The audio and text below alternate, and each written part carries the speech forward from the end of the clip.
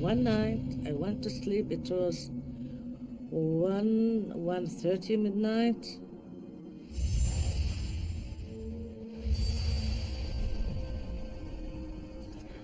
And then I have seen a presence in my room.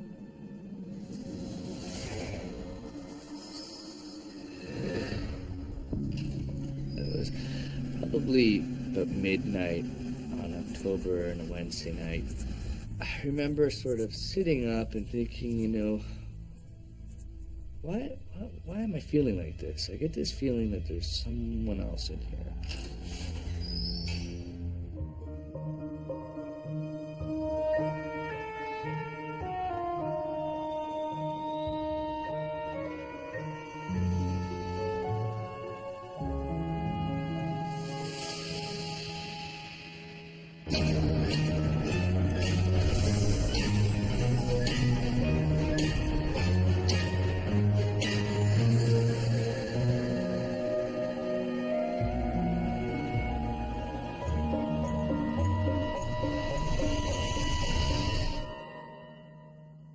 I was a fortune teller when I was young, in my 20s. I was very interested in the paranormal. My brother came one day, he told me, I have a trial at the court. Can you tell me the result? I told him there is no court. He told me, how there is no court? I had the official paper. Next week, at that time, such day, I have a court, a trial. I said, there is no court. How? I don't know. He told me, are you joking or making fun of me? I said, there is no court, I don't know. We discovered that the judge died and the court has been closed for 3 days. So the trial has been postponed. I was amazed because everyone told me, don't open your mouth. Whatever you say will happen.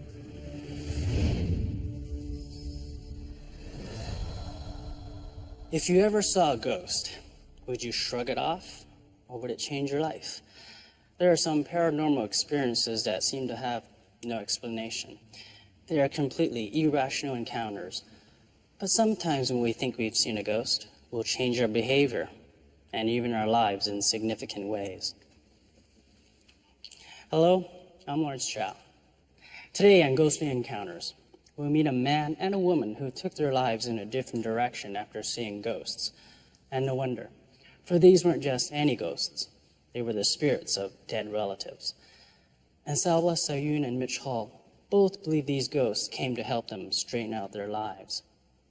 Salwa came to Canada from Lebanon as a young woman. She raised a family and got her Canadian nursing certificate. Her sisters and father stayed behind, but they remained close.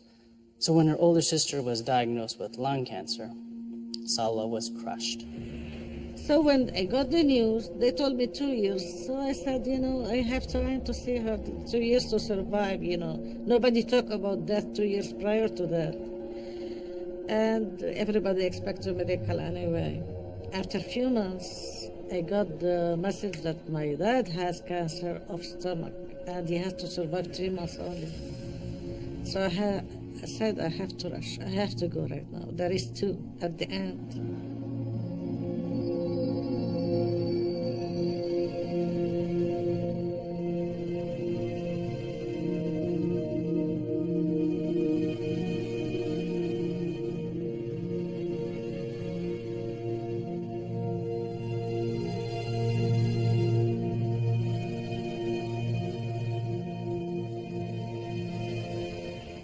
Poor sister, she was not able to make a few steps without shortness of breath, Even she wanna go to, she was not able to go to the kitchen to prepare her meal even. I have to bring her the food beside her, otherwise her heart starts to palpitate and at the end she was on her oxygen anyway, and we need always to give her the water, the food, to hold her hand if she want to change position, and we used to pray for her, and every time I pray she told me, I got peace, but nothing more. So, I was getting the message that healing is not going to happen.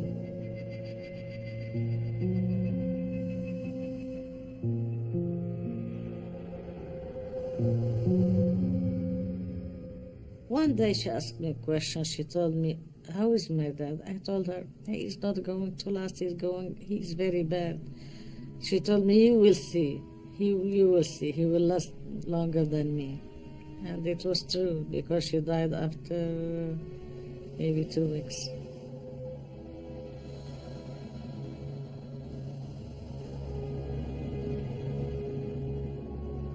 I was not expecting whatever. As a human being, we are strong and we expect this, but still you are shocked. So I ran away. I said I don't want to watch more because it seems I'm going to die, me too. So let me get out from the situation. We didn't tell our dad at all. He didn't know nothing about the funeral of my sister and anything. So I said, anyway, I can't stay anymore. I feel my health getting backward. I have to move. Then I decide to come. And I know very well my dad is going to die, but I don't know when. The doctor said 3 months, but I don't know. So he died 4 days after then I left. When they told me on the telephone, I don't want to talk about it because I don't want to cry, I don't want to go into high blood pressure and so on. Then they phoned me again, they told me your brother-in-law died. Follow them. I said, I don't want to talk about it. I cannot stand any more death, anymore no, I don't want to hear anything anymore.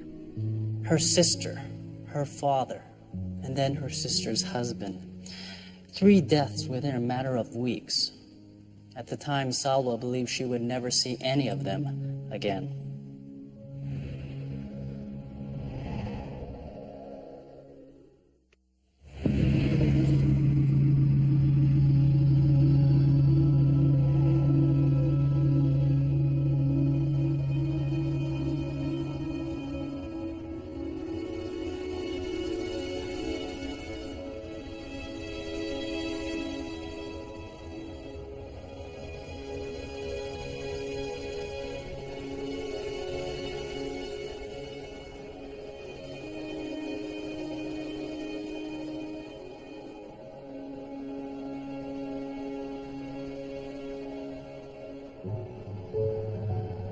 So I didn't think about it. I said, okay, it will be a small gift from my dad, that's it, because I deserve it, I lost a lot between them.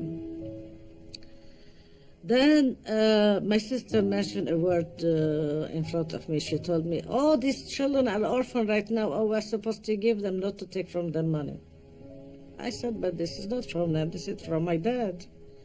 She said, still, though, this is the money of my sister coming to my dad, and it is supposed to go back to the children. I said, no, this is small amount from my dad. Like, I am happy to get a gift from my dad, that's small amount. But right away, a feeling of contradiction didn't let me feel good.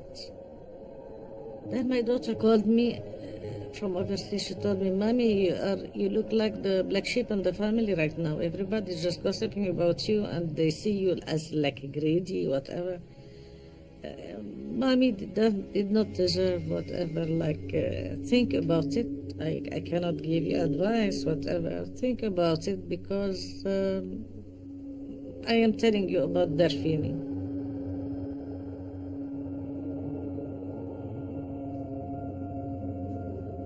Then one night I went to sleep. It was 1:30 midnight.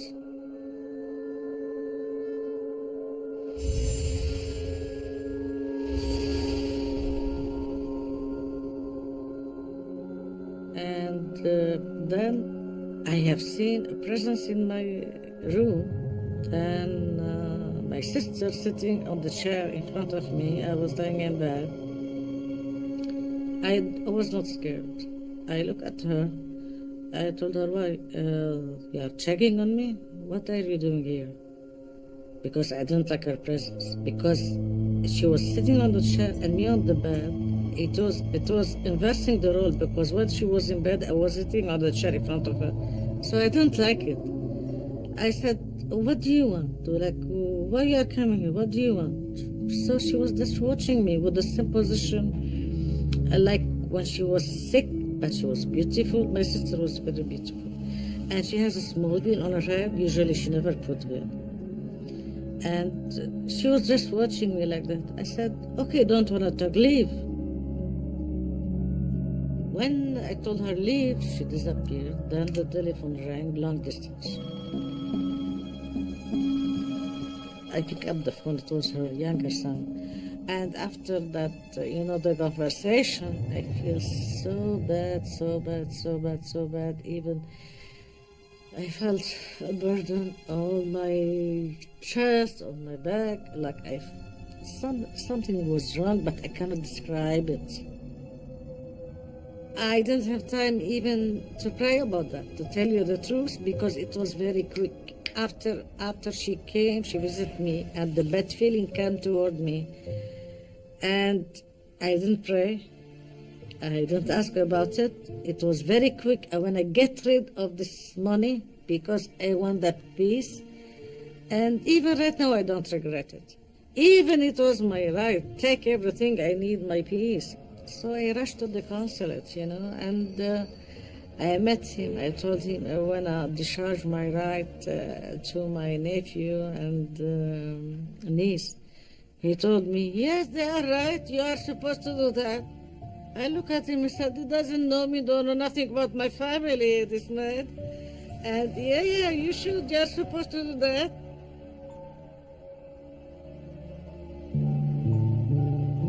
After I finished all this, I felt quite different. I felt relieved. I felt happy. But I said, I am still asking myself and still wondering. Oh, everything is legal. But how come when I discharged my right, I felt better? Because if we try to put our mind in understanding the spiritual realm here, we fail always. We cannot. We try always to discover, but at the end we accept one fact, like that. What is going to happen is going to happen. Death is not the end of the world, of life, It is not the end.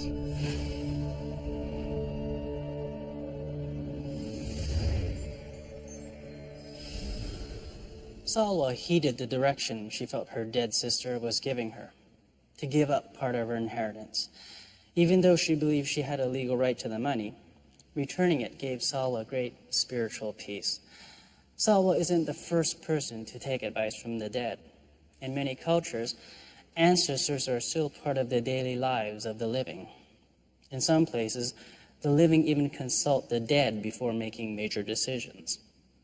It's also believed that sometimes ancestors harass the living to show their disapproval.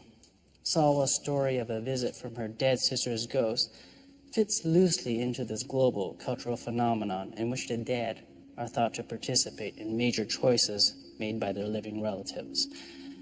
The intense period of caring for her sister before she died made the attachment between the two women very strong. So it seems only fitting that her eldest sister would want Salwa to do right by her nephews and nieces.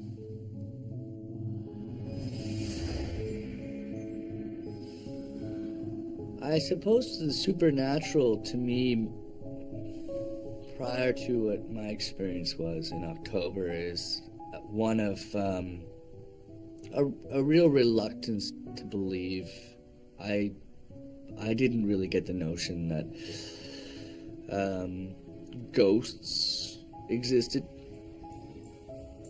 but definitely as a kid I was always afraid of the cellar and this one particular back room. And I can go there today and I can remember being 9, and there's something horribly haunting about this back room. You sort of feel like you're not supposed to be there. But I can definitely say that I had to exit that room and run up those stairs because of the feeling of something coming from my back.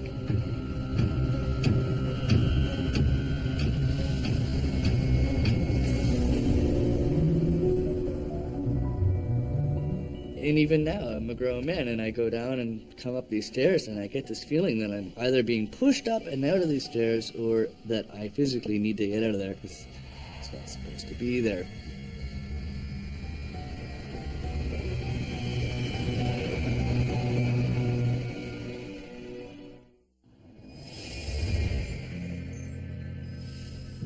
Like Salwa, Mitch Hall had a ghostly encounter with a dead relative that significantly changed the way he lived his life. Salwa's experience happened in her middle age. Mitch's happened in his 20s. But its origin can be traced a lot further back. Mitch had a wonderful childhood. His parents, Carol and Mike, homeschooled Mitch and his brother Jason for part of their childhood. And every so often, the entire family would take off for a whole year and go visit relatives in Europe and Australia. The Halls ended up in northern Ontario, running a general store and restaurant. There were tough times, but everyone in the family pitched in, working together, and when they found the time, playing together.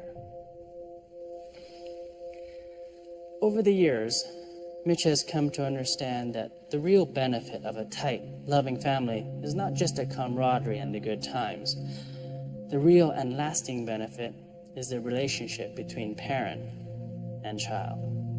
We've always had, a really close bond, my father and I. He was a particularly loving guy, really charismatic, and I always remember being totally taken by him as a kid. I always remember people that met him said, he was just this super charismatic and sort of powerful man that had, a huge presence. Just a little over 8 years ago now, Michael developed a sarcoma cancer of his foot. And then a friend said to me, Mitch, you should prepare yourself that your father could die. Have you thought about that? And I guess I hadn't. I guess that was something that just sort of slipped over my head. Dad was a big, strong guy. Nothing could take him out. He'd be fine. Back home soon.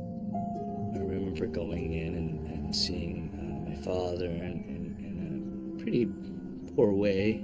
He was in intensive care. A clot had moved from his leg up and into his heart, which ceased his heart to function properly and destroyed him.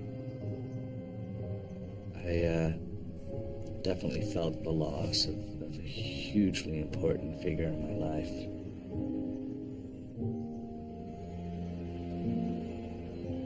Maybe it was the deep attachment between father and son. Maybe it was 20-year-old Mitch's uncertainty about not knowing where he was going with his life. Most likely it was a mixture of both. But the loss of his father shook Mitch to the very core of his being. He lost his energy for life and fell into a depression.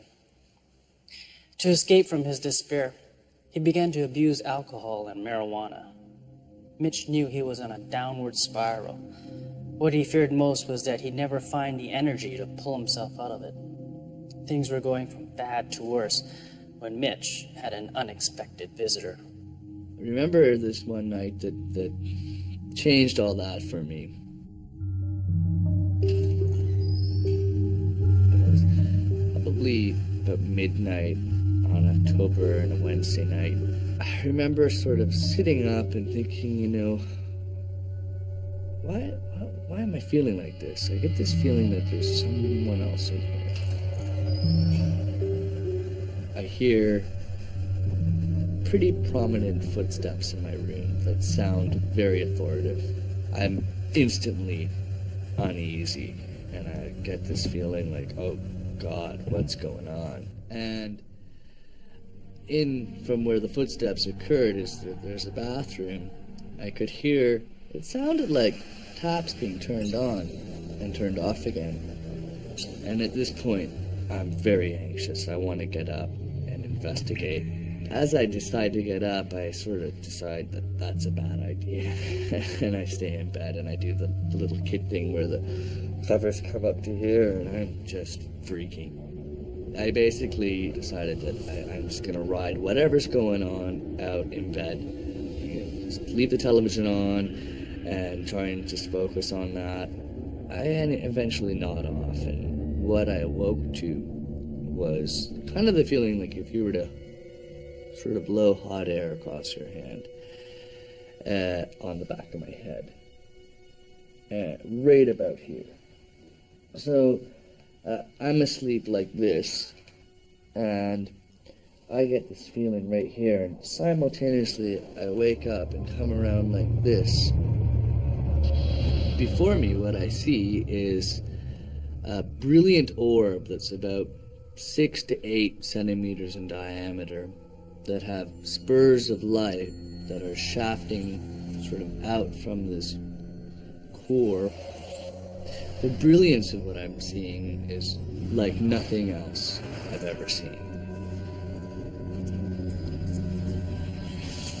Basically, all I had a chance to see was in that 3 seconds, this orb right there, and it held for a split second as if you catch a deer in the forest and it looks into your eyes and then bolts. I got up out of bed and jotted down as best as what I could a description as what I'd just seen.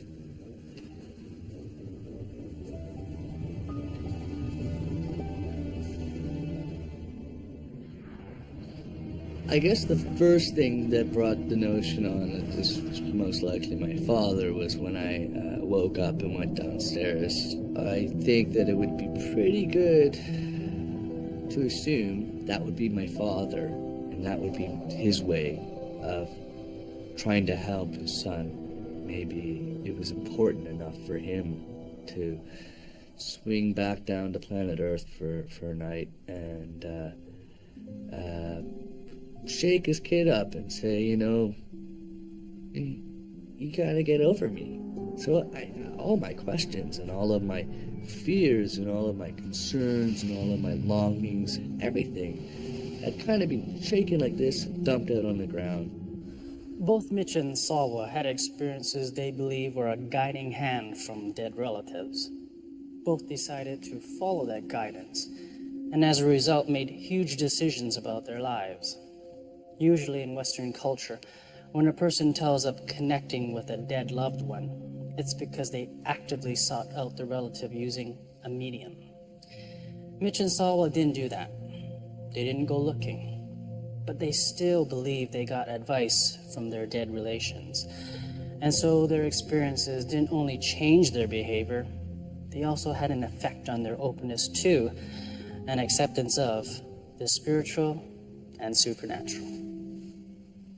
I guess I consider myself more spiritual in a sense that I never really embraced being spiritual. I didn't really know what that was, but in one sentence I would say that experience has given me life again.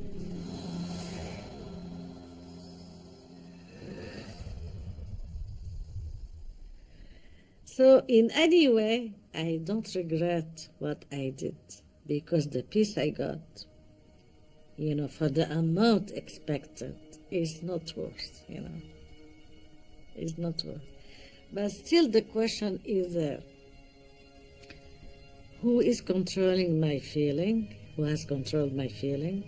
I was not scared to see my sister. Even if I see her right now, I will talk to her. I am not scared at all.